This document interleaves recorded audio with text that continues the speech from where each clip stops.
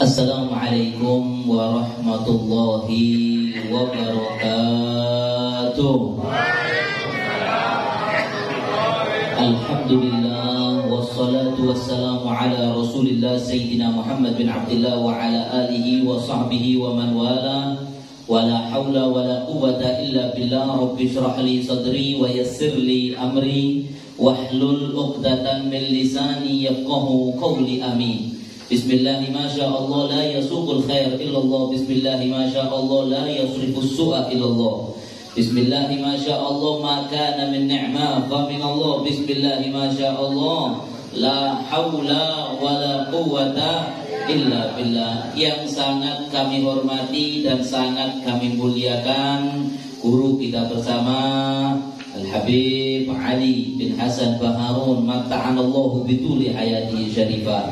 Mudah-mudahan Habib Ali panjang umur, sehat walafiat, diberikan oleh Allah Subhanahu wa ta'ala, diselamatkan daripada semua fitnah, bisa terus memberikan manfaat kepada kita insyaallah. Sangat berbahagia Al-Fakir pada pagi hari ini bisa bertemu dengan beliau. Lama gak pernah ketemu dengan beliau, gak gampang walaupun dipanggil ketemu dengan beliau. Masya Allah, Al-Fakir ketemu terakhir di Malaysia. Al-Fakir bilang, mas ingat ternyata beliau Habib, saya sangat senang baca kitab antum Fawaidul Mukhtar. Ini baru pertama kali ketemu orangnya. Kata beliau, ta'al, datang ke rumah. Sampai sekarang gak pernah datang. Sameh nih minta maaf, takut ganggu ya beliau. Masyhur bitadris ala kulli hal. Alhamdulillah pada pagi hari ini kita bisa bertemu. Maka saya nggak ingin panjang, nanti intinya dari beliau. Cuma pengen dapat nadroh dari beliau. Mudah-mudahan Al-Fakir berbicara di sini. Para habaib yang lainnya, masya Allah, Bapak dan seluruh habaib tanpa menyebutkan satu persatu, dan juga kepada guru kita bersama, para alim ulama, khususnya Ustaz Saifuddin Mu'ati, mata'anallahu bituli hayati syarifah.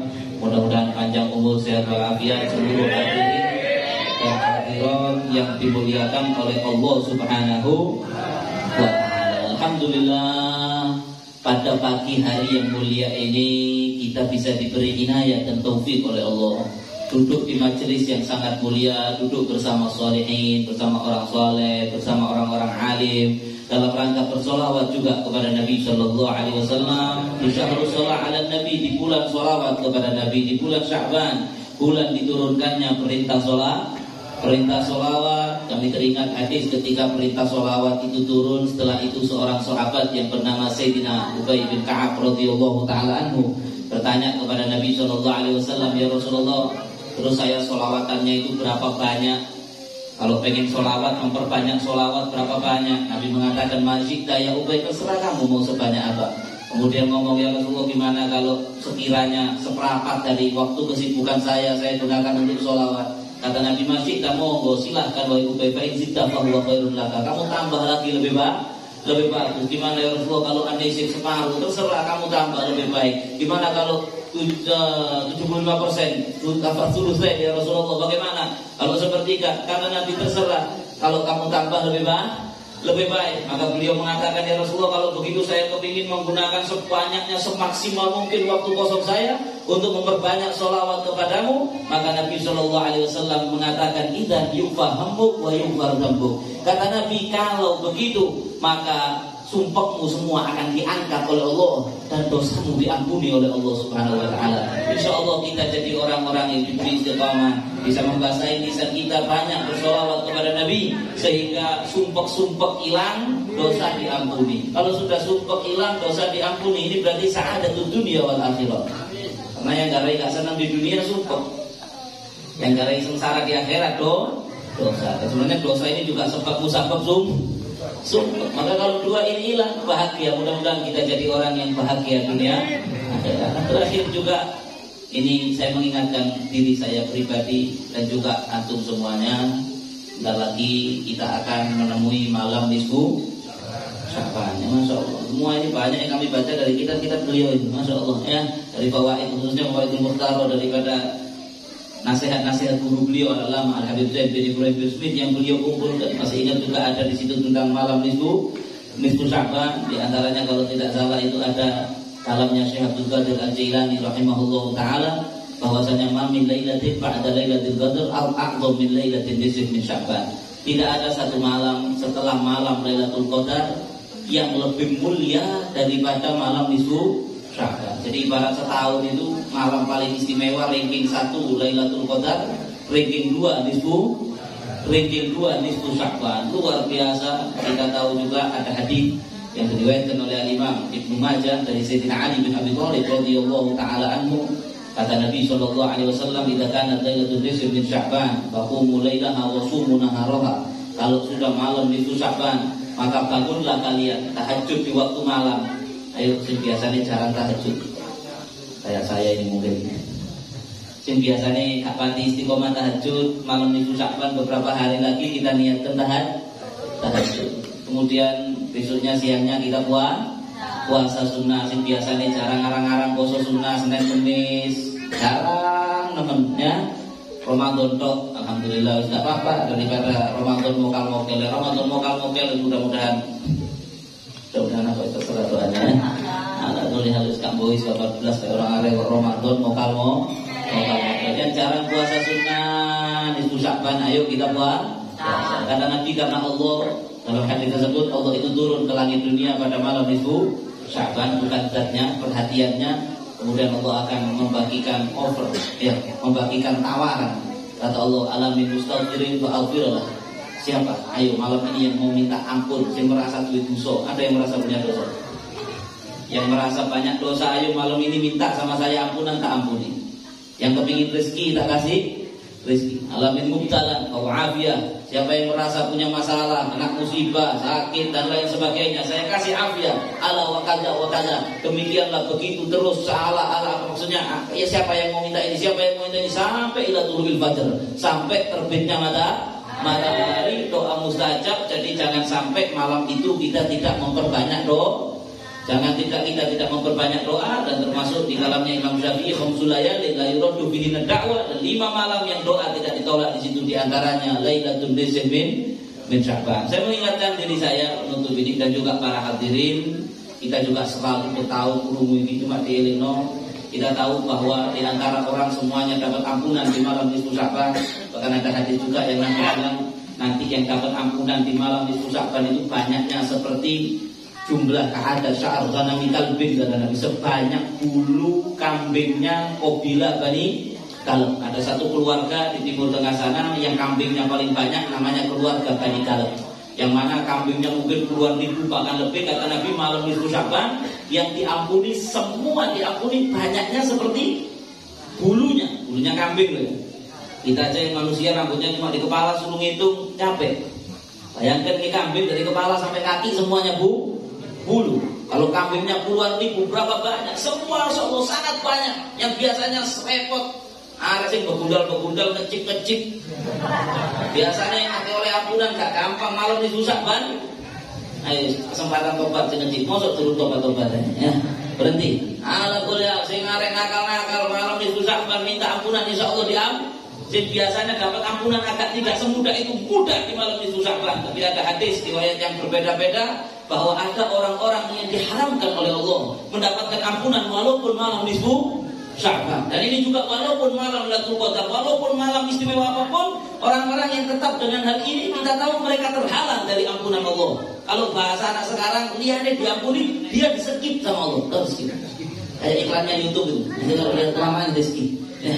Yang lain malam nisfu Sya'ban diampuni, harus ngecip wis tobat mandek diampuni. Tapi ada beberapa orang yang sama Allah di-skip, gak diampuni. Walaupun dia istighfar sampai doble gak diampuni kalau dia gak berhenti dari perbuatannya itu. Apa? Kita tahu di hadisnya yang pertama adalah kahin, dukun atau sahir, dukun santet. Kalau dukun bayi gak apa-apa, dukun pijet labas, dukun santet, dukun pokoknya yang katanya orang pinter. Kenapa sih kok dibilang orang pinter? Soalnya datang situ bodoh. Kalau pinter gak datang ke situ. Ya. Makanya kata Nabi, man ata kahinan, yang datang ke dukun fasadaqahu bima yaqul, percaya apa katanya, datang, wah, kalau niki kok usaha kok gak laris-laris yo. Beliau kamu kencingnya kuda 30 liter. Buatan lauk selama 30 hari misalnya. Akhirnya boleh ketretesan. Nggih, biasanya nang kretes boleh liane, boleh kencingnya. Gara-gara omongan ini Mbak Dukun, jadi akhirnya raup dia percaya dan diamalkan. Dalam satu hadis sholatnya tidak diterima selama 40 40 hari. Ada yang bilang lebih apa anak ini al-fakir ini istiqomah dukun setiap bulan, ya nggak diterima terus sholat ini. La haula na'udzubillah, amin.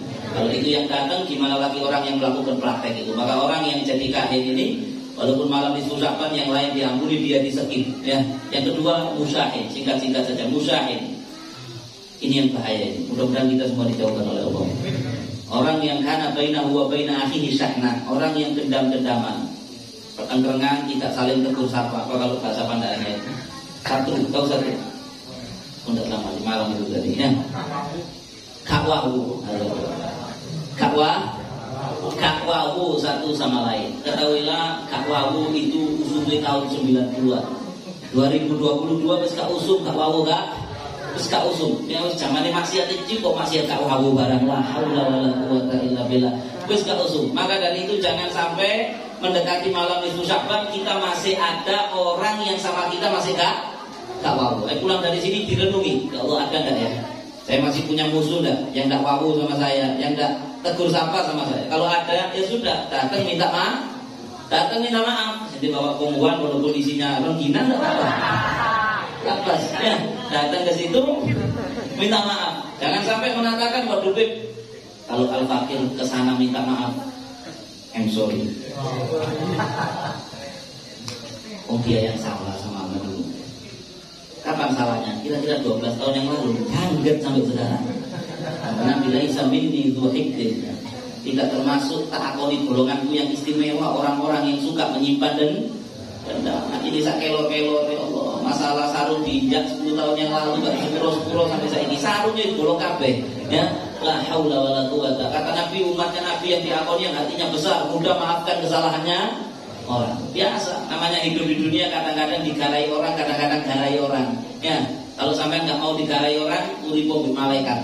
Selama bertetangga dengan manusia, mesti kadang-kadang digarai orang. Kalau sampai digarai, maafkan. Kadang-kadang sampai digarai, mudah-mudahan dimaafkan. Jadi ayo, Beb, saya nggak mau kalau minta maaf. Dia yang harus minta maaf. Yang sana gitu juga, nurutin dulu, gak mari.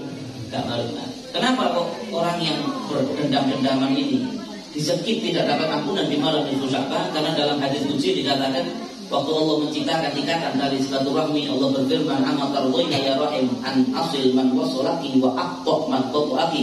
Tidakkah kamu ridho wahai tali silaturahmi bahwa ketetapan Allah, aku akan sambung kata Allah dengan siapa yang menyambung kamu, dan aku akan putus dengan siapa yang memutus.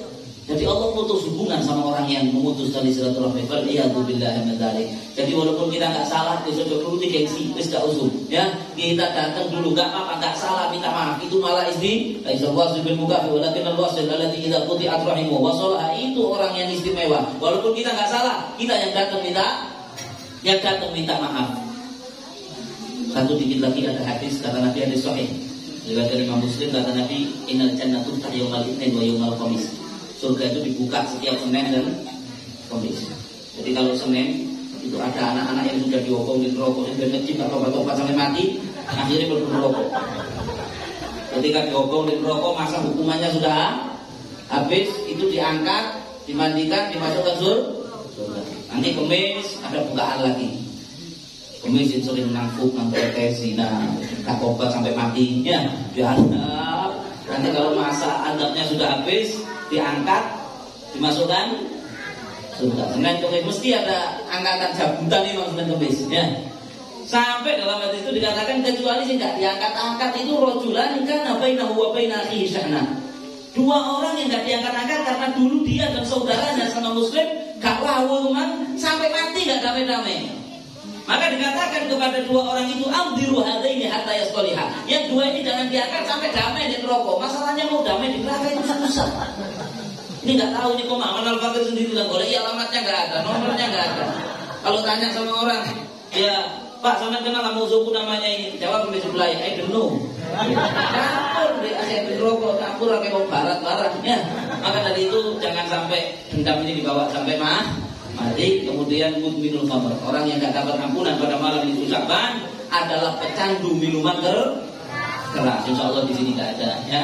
Pecandu minuman keras, mudminul khamrin in mata lagi Allah ka'abidi wadan. Kata Nabi, orang yang candu minuman keras kok gak mandek-mandek, mabuk terus, kalau mati dalam keadaan belum berhenti daripada minum-minum, menghadap Allah statusnya sama seperti penyembah berhala. Wal'iyadzu billahi min dzalik wa kana 'alallahi ahdan, kata Nabi dalam satu hadis, dan kewajiban satu janji bagi Allah, bagi orang yang minum khamr tidak tobat sampai bongkok, maka akan diminumkan tinatul khabal. Qalu wa ma tinatul khabal ya Rasulullah, apa itu tinatul khabal? Kata Nabi, irik ahlinar, adalah keringatnya diminumkan kepada dia, keringatnya penduduk neraka. Kemudian yang terakhir adalah aqli walide, anak yang durhaka kepada kedua orang tua. Malam minggu Sya'ban yang lain dapat ampunan, anak durhaka tidak dapat. Saya ingat di kitabnya Habib Ali juga, bahwa Ibnu Mukhtar itu banyak hadis, masyaallah ya. Di antaranya di situ ada Habib Ali ingat baca al-ibnul bar la yadkhulun nar, al-ibwal ibnul aq la yadkhulul jannah.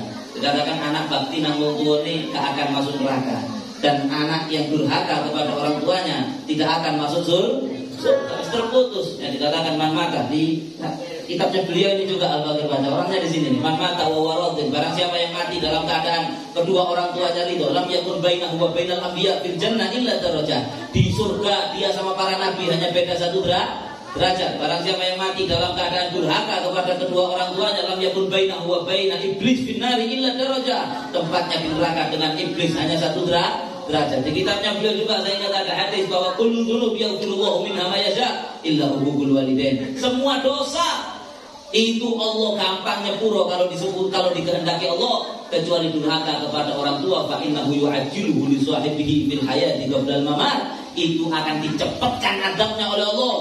Orang yang durhaka ke orang tua di dunia sebelum di akhir, sebelum mati sudah kualat di dunia dulu, di akhirat tambah sempurna. Alhamdulillah, mudah-mudahan insyaallah menjelang masuknya malam nisfu Sya'ban kita siapkan jangan sampai diri kita termasuk dari golongan-golongan yang diharamkan untuk mendapatkan ampunan Allah. Amin ya rabbal alamin. Ini yang bisa Al-Baqir sampaikan.